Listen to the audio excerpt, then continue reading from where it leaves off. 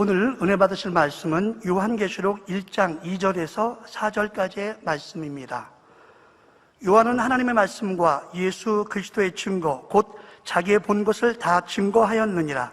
이 예언의 말씀을 읽는 자와 듣는 자들과 그 가운데 기록한 것을 지키는 자들이 복이 있나니 때가 가까움이라.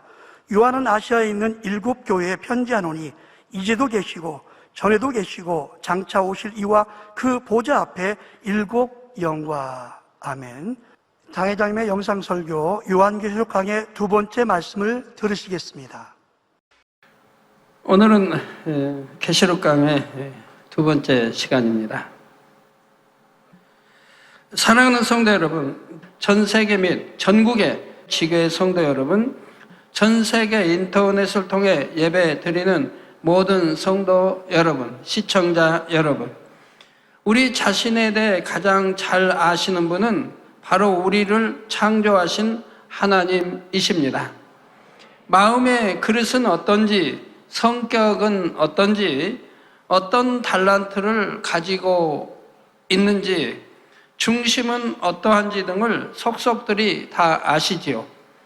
그러니 우리들에게 가장 합당하고 좋은 길로 인도하실 수 있는 분도 하나님이십니다. 하나님께서는 각 사람이 주 안에서 어떠한 사명에 가장 합당한지를 아심으로 그에게 맞는 사명을 주시게 되지요. 사람이 눈으로 볼 때는 저 사람에게는 저 사명이 잘 어울리지 않는다 생각할 수 있지만 하나님의 시각은 다릅니다. 예를 들어 예수님께서 제자 요한을 부르실 때만 해도 그 당시 요한의 모습만을 보면 사람들은 그가 장차 어떤 모습으로 주님을 위해 쓰임받게 될지를 전혀 생각지 못했을 것입니다. 마가복음 3장 17절에 보면 예수님께서 요한과 그의 형제 야고보에게 보아너게, 즉 우레의 아들이라는 이름을 더해 주시는 장면이 나오지요. 그리고 왜 이들에게 이러한 이름이 더해졌는지를 잘 알 수 있는 사건이 바로 누가복음 9장 52절 이하에 나옵니다. 한 번은 예수님의 제자들이 예루살렘으로 가시는 예수님을 위해 예비하려고 사마리아인의 한 촌에 들어갔을 때 그곳 사람들이 저희를 받아들이지 않았지요. 그러자 이어지는 54절에 보면 제자 야고보와 요한이 이를 보고 가로되 주여, 우리가 불을 명하여 하늘로 쫓아내려 저희를 멸하라 하기를 원하시나이까 합니다. 우레의 아들이라 불리웠던 요한의 급하고 격렬한 성격이 잘 나타나 있지요. 바로 이러한 요한이 훗날에는 변화되어 수많은 사람을 품고 회개시키는 사랑의 사도요, 또한 주님 앞에 무수한 기도를 쌓아올림으로 계시의 말씀을 받아내리는 사명자가 된 것입니다. 변화되기 이전의 요한을 생각한다면 쉽게 예상할 수 없는 사명이지요. 그러나 누구보다도 요한을 잘 아시는 하나님께서는 그를 잘 다듬고 변화시키셔서 주님의 귀한 도구로 쓰임받도록 역사하셨습니다. 주님의 여러 제자들과 사도들이 있었지만 하나님께서는 이 일에 가장 합당한 자로서 사도 요한을 택하셨던 것이지요.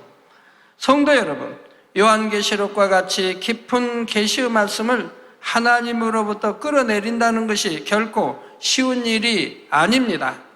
하나님 앞에 무릎 꿇는 무수한 인내의 세월 가운데 자신을 쳐서 복종시키고 절제해야 하며 능히 마음을 다스려 나갈 수 있어야 하지요. 하나님께서는 변화된 요한이 바로 이러한 그릇으로 합당할 것을 아셨기에 그를 통해 이처럼 막중한 사명, 곧 요한계시록을 기록하는 사명을 주신 것입니다. 이런 것처럼 저와 여러분에 대해서도 누구보다 잘 아시는 하나님께서는 각 사람에게 가장 알맞은 길로 이끄시기 위한 계획과 섭리를 가지고 계시지요. 아버지 하나님께서 쓰시고자 하는 대로 각 사람에게 가장 합당한 대로 사명을 주시고 인도해 가십니다. 그러므로 여러분도 각자에게 주어진 사명에 대해 큰 자부심과 열정을 가지고 아버지 하나님의 뜻을 이루어 드리시기 바랍니다.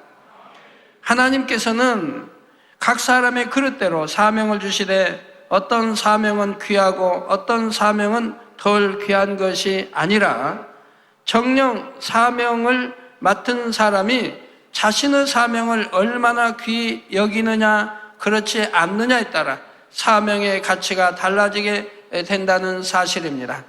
사랑하는 성도 여러분, 오늘날 하나님을 믿는 사람들 중에도 계시라는 단어에 대해 막연하게 거부감을 가지는 경우들이 있습니다. 오늘날과 같은 시대에 어떻게 하나님으로부터 계시를 받을 수 있는가 하며 하나님으로부터 계시를 받았다고 하면 무조건 잘못되고 이상한 것으로 몰아가기도 하지요. 이런 모습은 예수님 당시에는 물론이고 초대교회 당시에도 있었던 것을 봅니다. 제사장들과 서기관, 바리새인들을 비롯한 유대인들은 자신들이 율법에 정통하며 율법대로 산다고 자부하던 사람들이지요. 그런데 이러한 자신들은 전혀 체험하지도 못하는 영의 세계를 주님의 제자들과 사도들은 체험해 나갑니다.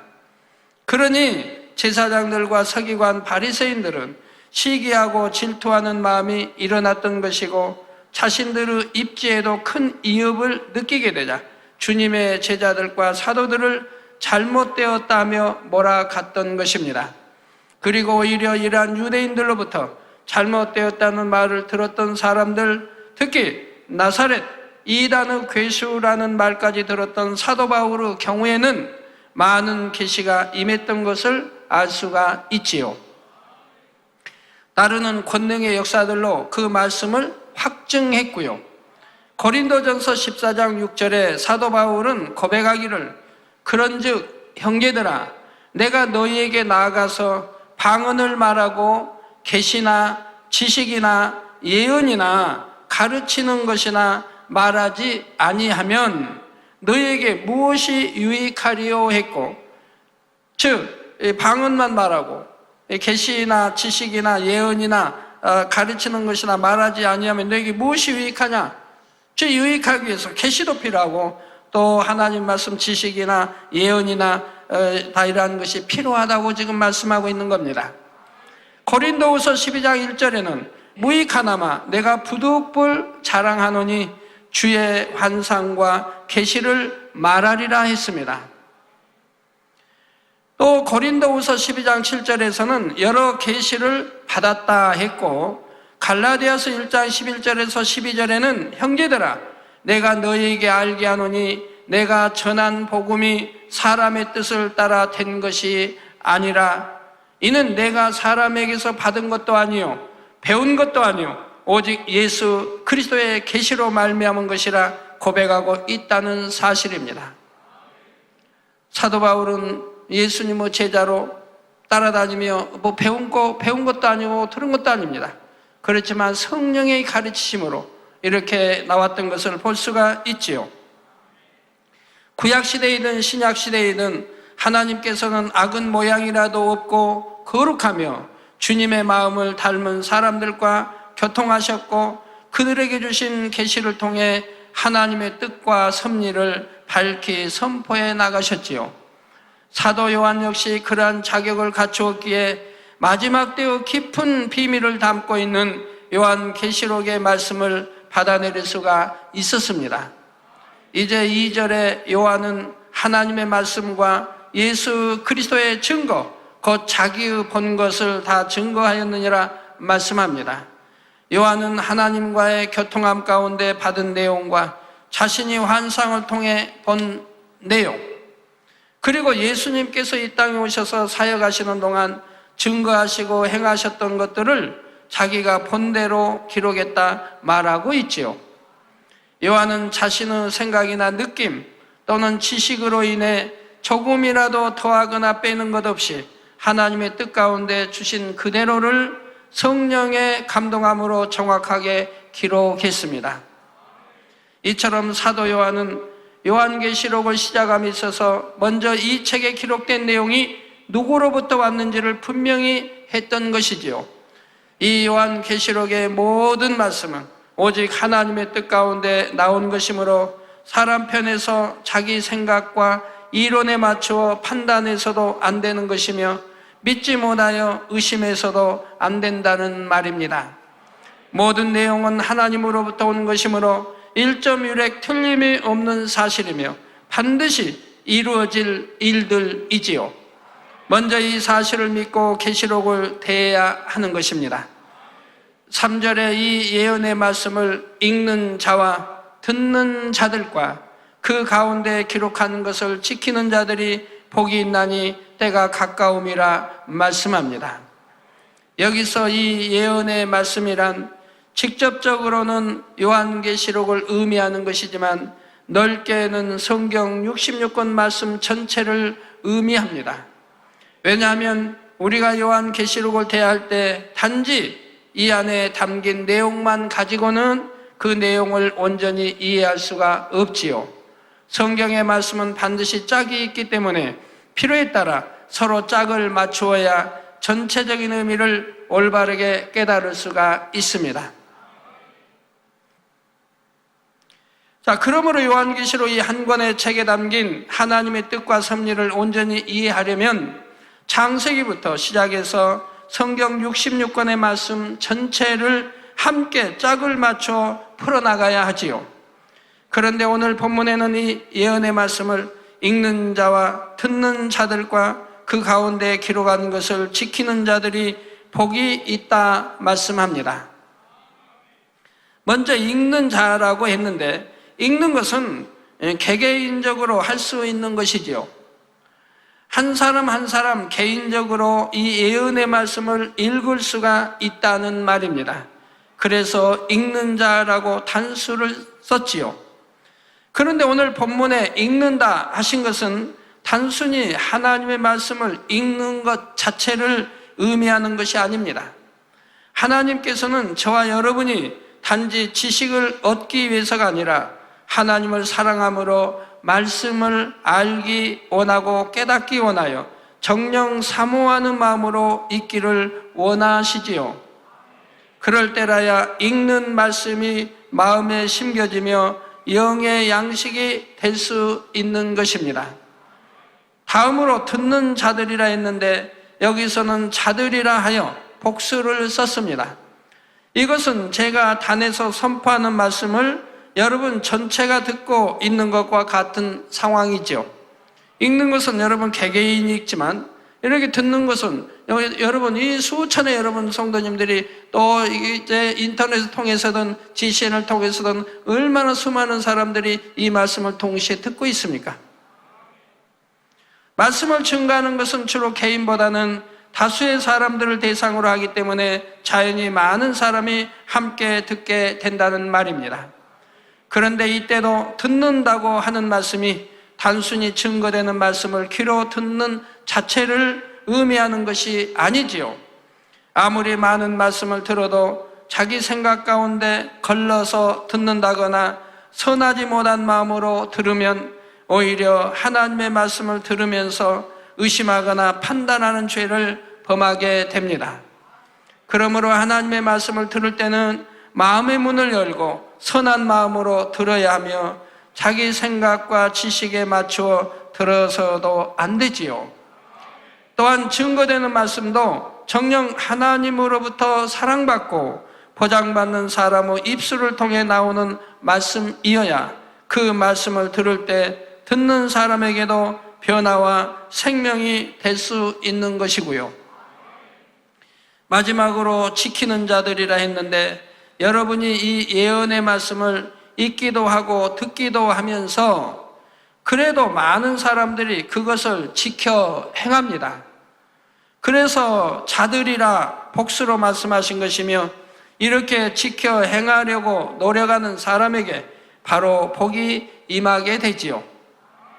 자, 그래서 읽기만 한다고 해서 복이 임하는 것도 아니고 듣기만 한다고 해서 복이 임하는 것도 아니며 읽고 듣고 지켜 행하는 이 삼박자가 맞을 때 비로소 복이 임하게 되는 것입니다. 지켜 행하려고 하면 읽어서 알아야 되지 않습니까? 또 들어서 알아야 되지 않습니까? 그래서 읽고 듣고 그리고 지켜 행할 때 복이 임한다 이 말입니다. 여기에서 뭐 하나 빠져도 아니 된다 이 말이에요. 그래서 각종 예배를 통해서 말씀을 잘 들어야 되는 것이고, 소홀히 들었다면 또 내가 양식 삼지 못했다면 테이프를 통해서 여러분들이 한 주에도 또 테이프에서 한 번 또는 두 번 들어서 완전히 마음에 양식을 삼을 수 있도록 해야 된다 이 말입니다. 그렇게 여러분이 몇 달만 한다 해도 굉장히 능력이 될 것입니다.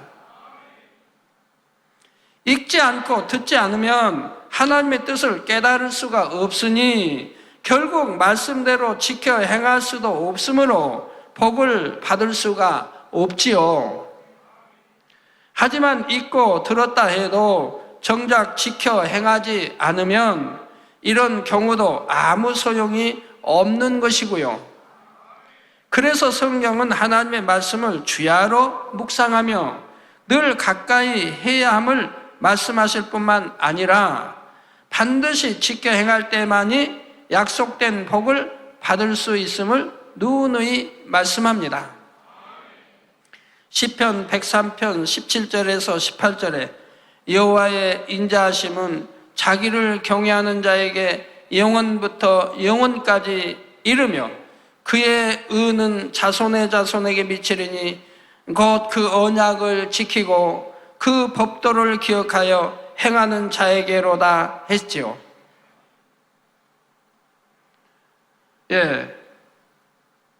다시 읽어드립니다. 여호와의 인자하심은 자기를, 여호와를 경외하는 자에게 영원부터 영원까지 이르며 그의 의는 자손의 자손에게 미치리니 곧 그 언약을 지키고, 그 언약, 하나님의 이 66권 말씀 언약을 지키고 그 법도를 기억하여 행하는 자에게로라 했습니다. 늘 여러분 말씀은 듣기는 듣습니다. 그러나 지켜 행하지 않기 때문에 복이 임하지 않는 거지요. 또한 시편 119편 1절에는 행위 완전하여 여호와의 법에 행하는 자가 복이 있으며 라고 했습니다. 행위 완전하여, 이것은 지키고 이것은 지키지 않고가 아니라 행위 완전해야 됩니다.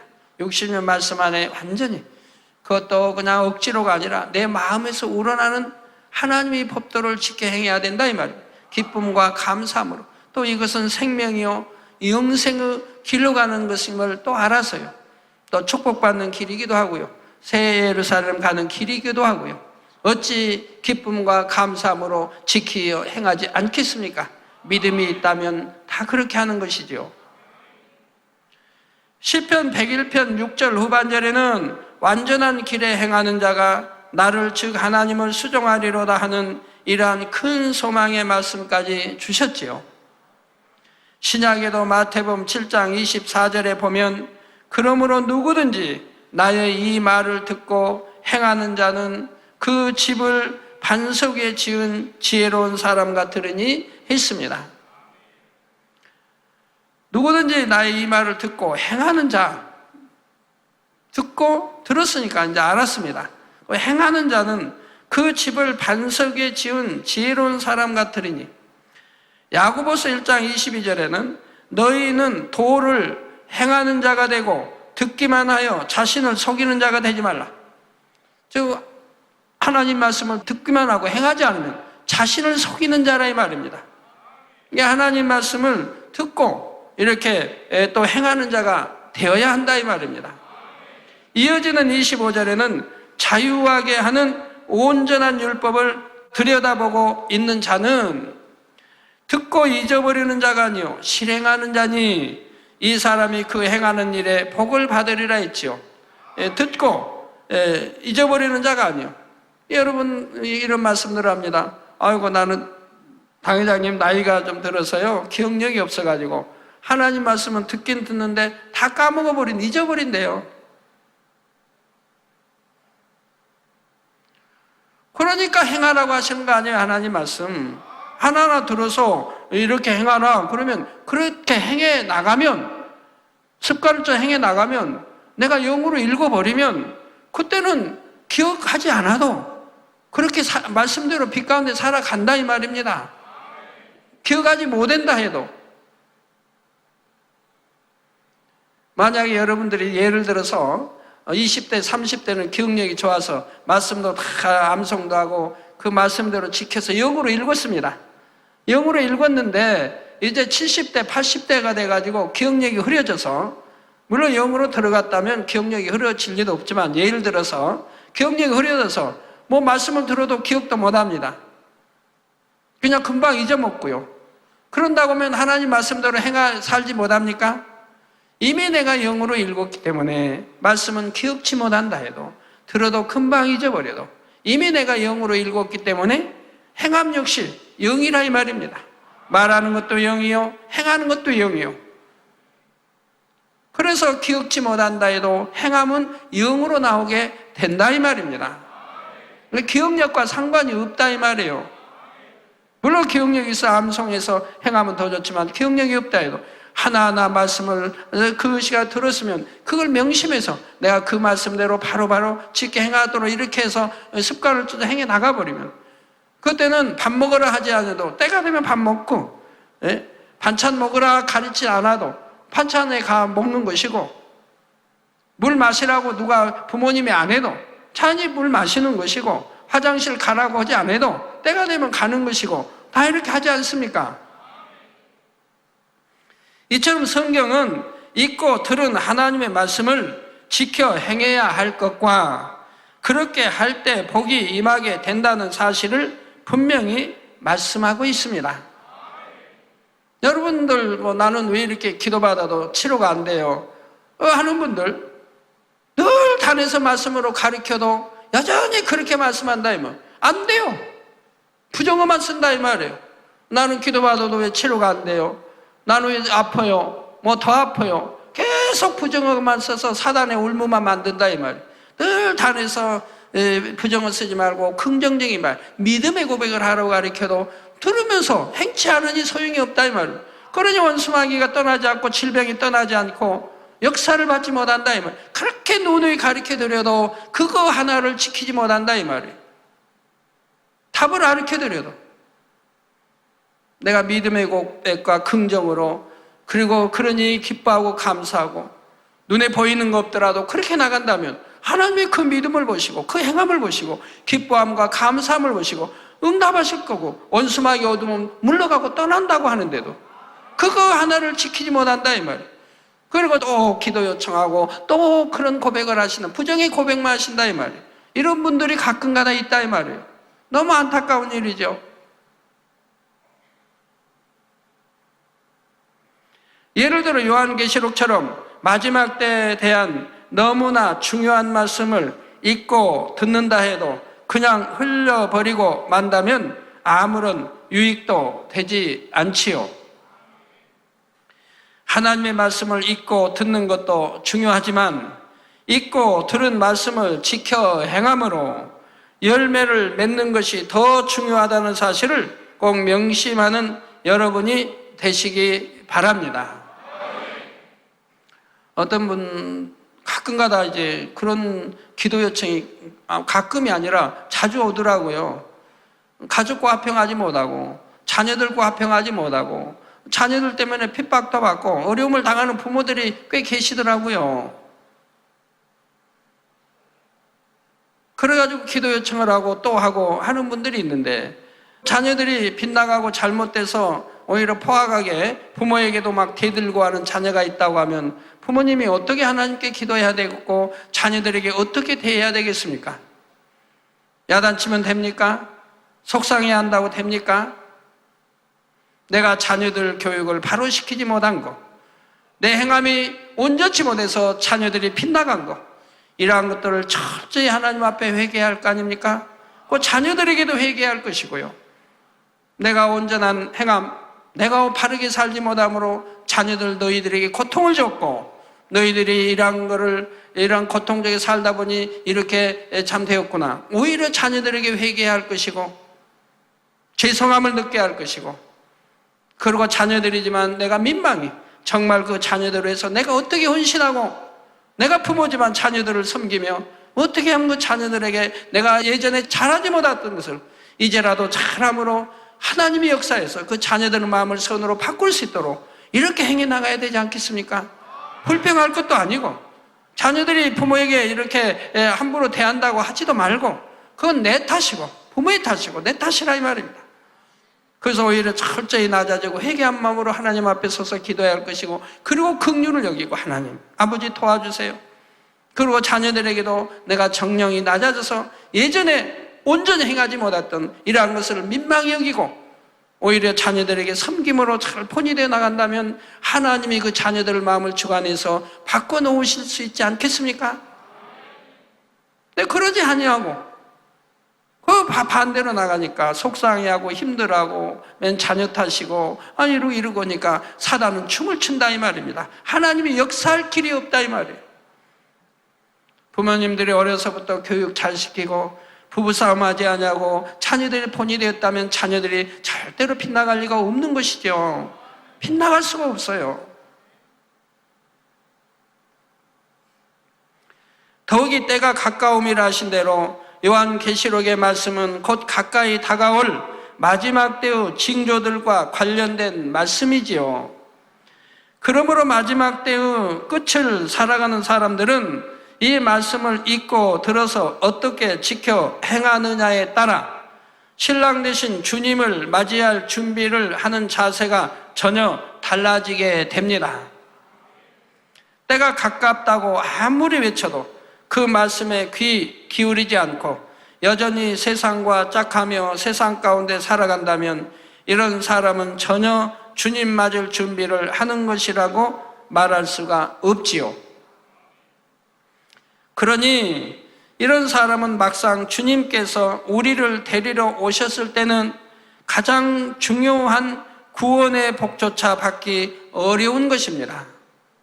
반면에 지금까지는 비록 신앙생활을 바르게 하지 못했다 해도 이제부터라도 말씀대로 직행하며 바른 신앙생활 가운데로 들어온다면 이런 사람에게는 복이 있다 하신 대로 가장 소중한 구원의 복이 임할 뿐만 아니라 성경에 약속된 수많은 복이 임하게 되지요. 그런데 어떤 분들은 이처럼 때가 가깝다, 이 일들이 속히 되어진다 이런 말씀을 들을 때 그것을 핑계 삼아 도리어 잘못된 신앙생활로 빠지는 경우도 있습니다. 예를 들어 학생의 경우에 이제 곧 주님이 오실 텐데 공부는 해서 무엇하나 하며 학생의 본분까지도 망각하는 것이지요. 그래서 학교 공부도 등한시하고 학생의 신분을 벗어나는 행동들을 하는 것입니다. 그렇다면 이런 학생의 입에서 주님 오실 때가 가깝다고 하는 말이 정말 그 사실을 믿는 마음에서 하는 것일까요? 그렇지 않습니다. 정말 주님께서 오실 때가 가깝다는 것을 믿는다면 오히려 학생으로서 해야 할 바를 더 열심히 하겠지요. 그래서 하나님께 영광을 돌리는 자녀가 될 것이고 주변으로부터도 인정받는 학생이 될 것입니다.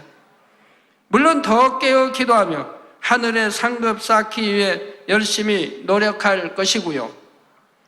그런데 그렇게 행하지 않는다는 것은 결국 믿지 않기 때문이며 어차피 공부하기 싫어하고 놀려고만 하던 사람이 주님 오실 때가 가깝다 하는 것을 핑계 삼아 더욱 자기 하고 싶은 대로 하고 마는 것입니다. 여러분 남편 되신 분들 중에 혹여 여러분 핍박할 때 그런 핍박을 하죠. 만명께만 안 나가면 내가 이렇게 한다. 그러면 정녕 여러분이 거기에 믿고 안 나가보세요. 그러면 그렇게 될까요? 그렇게 할까요? 1년, 2년 세월이 지나면 정녕 다 같이 망하는 길로 들어가게 되는 것을 보게 되는 거예요. 남편이 변화될까요? 아닙니다. 내 아내가 아무리 말해도 만민께서 나오라고 해도 나오지 않을 것을 알기 때문에 오히려 그걸 핑계 삼아 그런 것을 핑계 삼고 조건 삼아서 더 이제 자기의 정당화, 여러분이 알지 못하게 아내가 알지 못하게 행하는 것을 정당화해 나가는 그런 남편들도 있다 이 말입니다. 여러분 다 그런다는 게 아니고 그런 남편들도 있다는 얘기입니다. 그리고 어떤 남편은 만민교회 다녀보니까 말씀대로만 살으라고 하니까 그게 힘들어서 도저히 세상 거 다 끊어버리고 살기가 힘들어서 그래서 또 나가게 되면서 또 아내까지 끌어내려고 하죠. 그런 경우도 있고요. 예, 이는 직장에 다니는 사람도 사업을 하는 사람도 마찬가지입니다. 마지막 때가 가까운 것을 알면 알수록 더 열심히 충성할 것이고 더 열심히 일도 하고 사업도 해서 하나님의 나라와 영혼들을 위해 쓰지 않겠습니까? 하늘에 더 많은 상급도 쌓기 위해 더욱 부지런히 사명 감당도 하며 무엇보다도 신부 단장을 위해 노력할 것이고요. 그러나 더 중요한 것은 지난 시간에도 말씀드린 것처럼 지금 당장이라도 주님을 맞을 준비가 되어 있어야 한다는 것입니다. 주님 만날 나의 때는 언젠가 될지 모르기 때문이지요. 성도 여러분, 하나님을 사랑하고 천국을 소망하는 사람들을 주님께서 곧 오신다는 말을 들으면 너무나 마음이 기쁘고 설레이게 됩니다.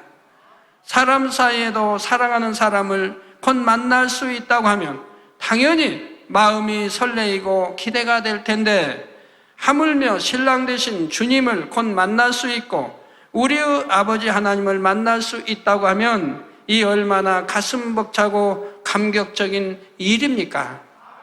그렇다면 이처럼 가슴 벅차고 감격적인 순간을 기쁘고 행복하게 맞을 수 있는 복 있는 사람이 되기 위해서는 어떻게 준비를 해 나가야 할까요? 그 방법이 바로 하나님께서 사도 요한을 통해 아시아에 있는 7 교회에 주신 말씀 안에 담겨 있습니다. 사도 요한은 7 교회에 보내는 편지의 내용을 본격적으로 전하기에 앞서 이 편지들을 쓰게 된 배경에 대해 설명을 해 나가고 있지요. 4절 6절에 요한은 아시아에 있는 7 교회에 편지하노니 이제도 계시고 전에도 계시고 장차 오실 이와 그 보좌 앞에 7 영과 또 충성된 증인으로 죽은 자들 가운데서 먼저 나시고 땅의 임금들의 머리가 되신 예수 그리스도로 말미암아 은혜와 평강이 너희에게 있기를 원하노라. 우리를 사랑하사 그의 피로 우리 죄에서 우리를 해방하시고 그 아버지 하나님을 위하여 우리를 나라와 제사장으로 삼으신 그에게 영광과 능력이 세세토록 있기를 원하노라. 아멘. 하나님께서는 사도 요한을 통해 아시아에 있는 7 교회를 택하여 그들에게 편지를 보내도록 하셨습니다. 여기 나오는 7 교회는 소아시아라 불리우는 지역에 있던 교회들로서 소아시아는 사도 바울이 사역을 시작할 때 처음 대상으로 삼았던 지역이지요. 따라서 그 당시로서는 이 지역에 있던 교회들이 가장 든든한 반석에 서 있었습니다. 그 당시에는 이 소아시아의 아시아를 빼고는 무슨 유럽의 교회가 있었습니까? 아프리카의 교회가 있습니까? 뭐 중남미의 교회가 있습니까? 북미의 교회가 있습니까? 뭐 한국의 교회가 있습니까? 없을 때이지요. 그 당시는 이제 사도 바울이 교회를 개척해 나가면서 소아시아에 이렇게 교회들이 일구어져 있다 이 말입니다. 이처럼 하나님께서는 그래도 당시에 십자가의 도와 주님의 부활, 재림 등을 믿는 믿음의 반석에 서 있는 교회들을 택하여 그들에게 하나님의 뜻을 전하게 하신 것이지요. 그렇지만 7 교회에 주시는 내용이 단지 7 교회에만 국한되는 것은 아닙니다. 당시의 모든 교회들을 대표하는 것이고 시공을 초월하여 그 이후로 지금까지 존재해왔던 수많은 교회들과 지금도 이 땅에 존재하는 모든 교회들을 대표하고 있지요. 하나님께서는 완전수 7에 해당하는 7 교회를 택하여 말씀하심으로써 장차 주님께서 공중에 재림하실 때까지 있게 될 이 땅의 모든 교회 전체 위에 말씀하신 것입니다. 7 교회 각각에게 주시는 칭찬과 책망이 꼭 그 교회에게만 해당하는 것이 아니라 각각의 유형별로 어느 교회나 있을 수 있는 그런 모습을 말씀해주고 계시다는 말이지요.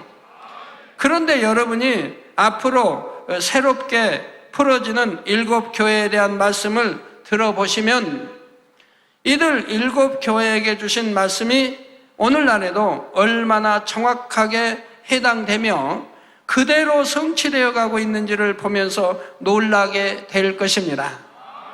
성도 여러분, 이제도 계시고 전에도 계시고 장차 오실리라 했는데 이는 누구를 가리키는 것일까요? 장차 오실리는 당연히 주님을 가리키는 것이지만 이제도 계시고 전에도 계신 분은 바로 아버지 하나님이십니다. 물론 주님과 성령님도 이제도 계시고 전에도 계셨지만 태초에 홀로 계셨던 분은 오직 아버지 하나님 한 분이시지요. 그러나 삼위일체 하나님은 근본 하나이시기 때문에 이제도 계시고 전에도 계시고 장차 오실이란 삼위일체 하나님을 지칭하는 것이 됩니다. 이러한 하나님의 보좌 앞에 7영이 있다 했지요. 계시록 4장 5절에도 보면 보좌로부터 번개와 음성과 내성이 나고 보좌 앞에 7 등불 켠 것이 있으니 이는 하나님의 7영이라 했습니다.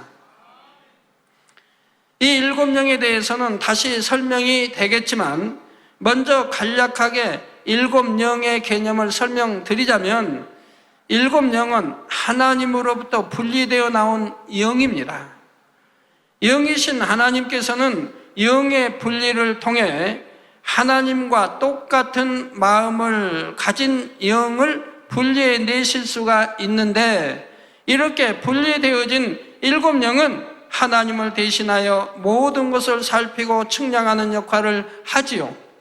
그래서 하나님도 영을 수많이 분리해내실 수 있고 우리 주님도 성령님도 마찬가지입니다. 두세 사람이 모인 곳에 내가 너와 함께하려 우리 주님 말씀하시죠. 그러면 전 세계 두세 사람 이상 모인 곳이 전 세계 얼마나 많이 있겠습니까? 그곳에 정녕 주님의 이름으로 모였다면, 주님을 사랑하고 믿는 이들로 모였다면 그곳에 주님이 함께 계신다 이 말입니다. 그렇게 주님은 수많은 영을 분리해내시고 또한 성령 역시 마찬가지고 믿는 자에게 다 성령이 임하도록 역사했지 않습니까? 또 하나님은 전 우주 곳곳 어느 곳이나 다 감찰하고 계시는 분이고요. 마치 나라의 임금이 직접 가지 못하는 곳에 임금의 권한을 가진 사자를 대신 보내어 모든 것을 살피고 오도록 하는 것과 같습니다. 그런데 임금의 명을 받고 가는 사자는 아무리 정확히 살핀다 해도 임금의 마음과 똑같은 관점에서 살필 수는 없지요. 명을 받은 사자가 어떤 사람이냐에 따라 똑같은 상황에 대해서도 얼마든지 시각의 차이가 있을 수 있습니다. 그런데 7영의 경우는 그렇지가 않습니다. 하나님의 마음을 그대로 가진 영이 분리되어 정확히 하나님의 마음과 생각과 뜻에 맞추어 모든 것을 살피고 측량하여 결정을 내리지요.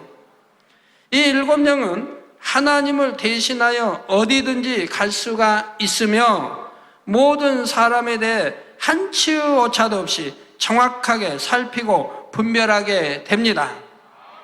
그리고 이 7영의 측정 기준에 따라 응답과 축복과 문제 해결 등의 모든 것이 결정되지요. 사랑하는 성도 여러분, 삼위일체 하나님께서는 늘 우리 곁에 계십니다. 아버지 하나님께서는 7영과 같은 영의 분리를 통해 늘 이 땅을 감찰하시지요. 불꽃 같은 눈동자로 하나님의 자녀들을 지키시며 동시에 불꽃 같은 눈동자로 모든 것을 살피십니다. 또한 주님의 영도 주의 자녀들이 모인 곳에는 어디든지 함께 하시며 늘 은혜와 능력을 주시며 여러분의 일거수일투족을 살피시지요. 그리고 마음 안에 내주하시는 성령님께서도 각 사람의 마음과 생각을 감찰하시고 여러분이 어느 곳에 있든지 늘 진리 가운데로 이끄시고자 합니다. 이렇게 삼위일체 하나님께서는 하나님의 자녀들을 지키시고 보호하시며 세상을 이기고 나갈 수 있는 힘을 주시지요. 그러시면서 각 사람의 신앙에 대해서도 너무나 정확하게 알고 계십니다. 그리고 필요에 따라 각 사람에게 맞는 신앙의 길로 인도해 가시지요. 지금도 이러한 삼위일체 하나님께서 여러분과 함께 하신다는 사실을 명심하여 늘 하나님께서 기뻐하시는 길로 행하시기를 바랍니다. 그래서 하나님을 기쁘시게 하는 여러분의 삶에 삼위일체 하나님께서 내려주시는 풍성하신 은혜와 축복이 넘치시기를 주님의 이름으로 축원합니다. 들으신 말씀을 생각하면서 기도하시겠습니다. 사랑의 아버지 하나님, 오늘 주신 말씀이 생명과 능력이 되게 하옵소서. 말씀을 사모하며 읽을 때 심겨지며 여겨야 것이 되는 것이요, 말씀을 들을 때에는 마음의 문을 열고 선한 마음으로 들어야 하며 읽고 듣고 지켜 행할 때라야 열매를 맺고 복이 임한다 말씀하셨습니다. 그와 같이 행하는 하나님의 자녀들이 되어서 참된 복을 받고 하나님께 영광만 돌리게 하옵소서. 감사드리며 우리 주 예수 그리스도의 이름으로 기도하옵나이다. 아멘. 영상을 통하여 당회장님 환자를 위한 기도를 받겠습니다. 아픈 곳이나 연약한 곳에 손을 얹고 기도받으시고, 아프지 않는 분들은 가슴에 손을 얹고 마음의 소원을 위해 믿음으로 기도받으시기 바랍니다. 할렐루야. 전능하신 사랑의 아버지 하나님, 이 시간 기도받는 모든 성도님들 위해 안수하여 주옵소서. GCN과 인터넷과 화상을 통해 기도받는 지교회와 지성전, 그리고 전세계 하나님의 자녀들 위에도 시공간을 초월하여 역사하여 주시기를 원합니다. 믿어지는 믿음을 주시고 부정적인 생각과 의심의 세력을 물리쳐 주옵시며 모든 시험 환난도 물리쳐 주옵소서. 머리부터 발끝까지 오장육부, 뼈, 마디마디, 온몸의 신경, 조직, 세포 등 아픈 곳마다 성령의 불로 태우시고 근본의 빛으로 역사하여 주옵소서. 예수 그리스도의 이름으로 명하노니 원수마귀 사단 모든 질병, 균, 연약함아 물러가라. 빛이 여임하라. 모든 불치, 난치병도 성령의 불로 태워 깨끗하게 역사하여 주옵소서. 말라리아를 비롯한 모든 풍토병도 물리쳐 주옵소서. 감기, 기침, 열, 몸살, 독감 등 각종 유행성 질병도 다 물러가라. 어떠한 유행성 질병, 균도 틈타지 않게 지켜 주옵소서. 위암, 폐암, 간암, 유방암, 자궁암, 대장암, 피부암 등 각종 암과 에이즈, 백혈병, 뇌졸중, 고혈압, 저혈압, 심장병, 폐병, 위장병, 당뇨, 부인병, 피부병, 갑상선 질환과 모든 염증도 깨끗게 하여 주옵소서. 소아마비, 중풍, 관절염, 디스크도 온전케 하여 주옵소서. 요통, 두통, 신경통을 비롯한 모든 통증은 사라질지어다. 간질, 자폐증, 우울증, 조울증, 노이로제 등 모든 정신질환도 물러가라. 모든 마비된 것도 풀어지고 일어나 걷고 뛸지어다. 눈도 잘 보이게 하옵시고 귀도 잘 들리게 하여 주옵소서. 소경은 눈을 뜨고 기머거리는 들으며 벙어리는 말할지어다. 각종 사고, 후유증도 깨끗게 하시고 부러진 뼈도 붙여 주옵소서. 화상 입은 것도 온전케 하옵소서. 화기야 물러가라. 열도 물러가라. 아버지 흉터도 나지 않게 역사해 주시기를 원합니다. 마약을 비롯하여 각종 약물과 독극물 중독도 깨끗함을 입을지어다. 죽은 신경과 세포가 살아나며 죽은 자도 살아나게 하여 주옵소서. 잉태의 축복도 주시기를 원합니다. 잉태 축복을 받으라. 예수 그리스도의 이름으로 명하노니 원수마귀 사단아, 하늘 공중 곳에 잡은 악의 영들아 물러가라. 그의 사자들도 물러갈지니라. 이 땅의 악한 영, 더러운 영, 거짓되고 간사한 영, 이간질하고 미혹하는 모든 어둠들은 물러가라. 모든 흉악의 결박을 풀고 어둠아 물러가라. 빛이 여임하라. 아버지 하나님, 부르짖어 기도할 수 있는 능력을 주시고 죄를 버리고 성결될 수 있는 능력을 주옵소서. 영혼이 잘됨같이 범사에 잘되게 하시고 가정의 복음화도 이루어 주시기를 원합니다. 한 주간도 모든 사고와 재앙으로부터 지켜주시고 불통이 없는 형통한 삶을 살 수 있도록 축복해 주옵소서. 성령의 불담으로 천군 천사와 주님의 불꽃 같은 눈동자로 모든 하나님의 자녀들과 가정, 일터, 사업들을 지켜주시기를 원합니다. 학생들에게 지와 명철을 더하시고 공부도 할 수 있는 뜨거운 마음과 열정도 더하여 주옵소서. 마음과 생각을 세상에 빼앗기지 않도록 지키시고 하나님을 뜨겁게 사랑하는 학생들로 축복하여 주옵소서.